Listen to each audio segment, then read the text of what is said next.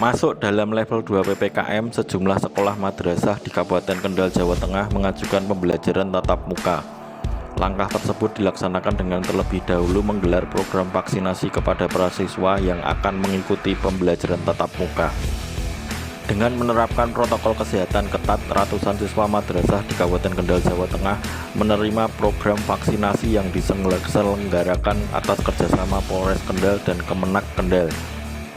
Hal ini dilakukan sebagai upaya untuk meningkatkan herd immunity para siswa madrasah. Banyaknya sekolah madrasah yang mengajukan sekolah tatap muka membuat langkah percepatan vaksinasi dikebut, mengingat resiko yang bisa terjadi agar siswa dan guru bisa terlindungi secara kekebalan tubuh dan secara syarat digelarnya pembelajaran tatap muka di sekolah madrasah. Untuk di Man Kendal sendiri tercatat sudah sekitar 96% guru di sekolah sudah menjalani vaksinasi dan sekitar 200 dari total 1218 siswa sudah menjalani vaksinasi COVID-19. Melaksanakan kerjasama dengan Kemenak dan dari pihak sekolah untuk melaksanakan kegiatan vaksinasi di sekolah.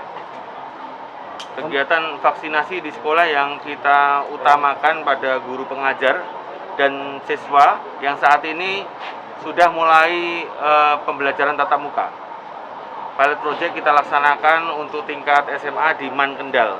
Kami berharap mudah-mudahan level 2 bisa berubah ke level 1, artinya pembelajaran bisa normal kembali, bisa tatap muka, karena dengan adanya COVID-19 ini masyarakat di samping sudah jenuh 2 tahun tanpa adanya pembelajaran tatap muka dengan daring maupun luring, ini pembiayaan pun cukup mahal karena diharapkan anak juga harus beli kuota dan sebagainya.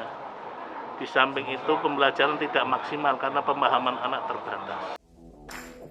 Di Kabupaten Kendal sendiri ada total sebanyak 54 Rudatul Atfal, 101 madrasah ibtidaiyah, 47 madrasah sanawiyah, dan 16 madrasah aliyah yang hingga saat ini terus diupayakan untuk program vaksinasi agar bisa segera dilaksanakan program sekolah tatap muka.